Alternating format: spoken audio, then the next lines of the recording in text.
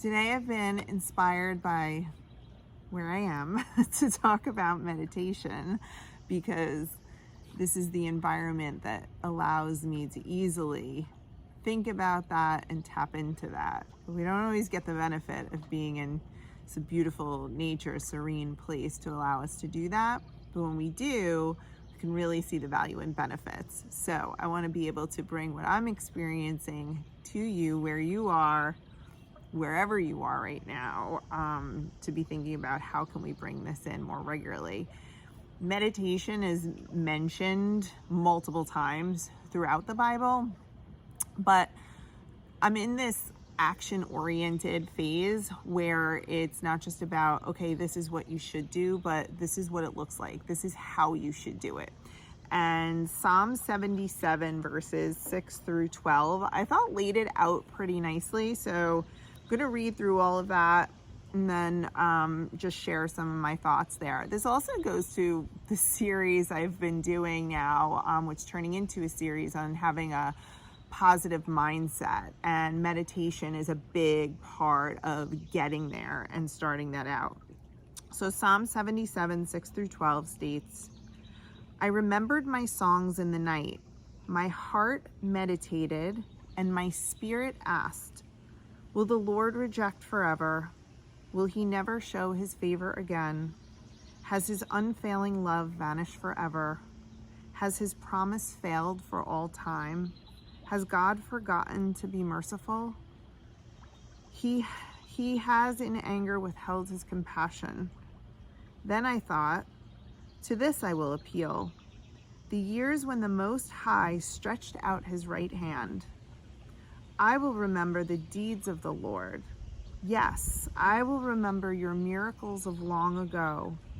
I will consider all of your words and meditate on your mighty deeds. So this is really that battle within that we have, right? I love this because it's being honest with God. It sounds, all these questions sound terrible, right? It's like this person is in that darkness we talked about, and we all have that. And being able to have an honest conversation with God about, where are you? Are you angry at me? Are you upset at me? The things that we would ask anyone where we feel they must be absent if I'm not feeling or receiving or experiencing this, they must be gone. They must not be here, because how could anyone allow me to feel this way? Whatever, right? Like, and just not step in and do anything about it. And the point of that is, like, yes, have that honest conversation with God. Ask those questions that are truly on your heart. That's part of it. It's unleashing it, it's letting it out, and it's having that moment. But where do we want to go? Like, set your mind not on the despair of what's wrong and the darkness and the problems and the anxiety and the fear and the worry.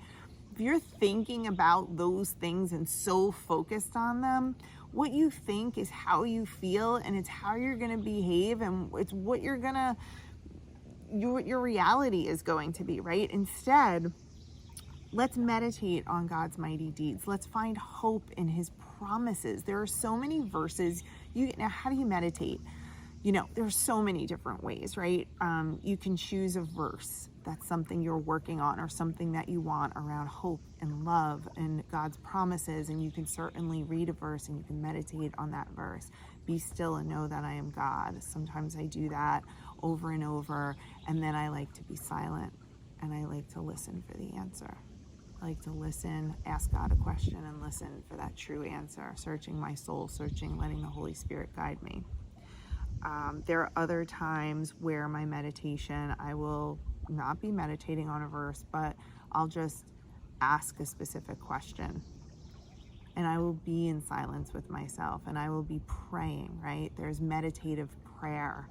It's all about quieting your mind from the fear, the anxiety, the worry, and all of that other stuff. Because when you're thinking about those things, you can't get to where you want to go from standing on that spot of fear, anxiety, worry. You're just going to go in circles there. So focusing on the mighty deeds, not just what God has, you can focus on what God has done for you before. Where in your life have you felt that before? And now that peace, when has God pulled you out? You can meditate on what God's done for you before, believe in it, have faith, lean into it. You can meditate on what he's done for others that you know in your life. If you want to make it really tangible and real, you can meditate on those stories within the Bible that he provides for us to lean on, because if you're not surrounded by a lot of people, you have them right here. Examples, so many, countless examples of different ways of hope and God's promises coming alive. I like to be, it's hard for me, I can't shut my mind off. I like to be in nature as much as I possibly can. Outdoors is accessible to all of us in one way or another, no matter what it is. God created this world, and it does provide a sense of peace, the sun on your face. It provides a warmth, a joy for me. What is it for you? Thinking about what is the environment that will help you get to a meditative state, and what are the techniques that will be most useful for you. Some people have a more active mind, and some people want to be just sitting in silence and can quiet their thoughts. I definitely can't quiet my thoughts, so I have to have an active conversation with God. But a conversation isn't just about me talking. It's about me asking and then listening with my heart, letting the Holy Spirit guide me, letting those thoughts come in, let thoughts that are not helpful. I was talking to a Christian coach, actually. I have a Christian therapist in my life, a Christian coach, so many great resources. So if you have that negative thought, you just put that negative thought on the bus in your mind and let it drive away.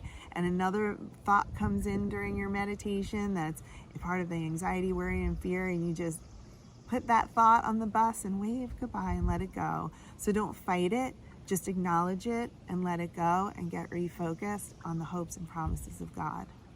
So if you can find a beach or a tree or the grass or your bedroom or anything, you could even do it at work.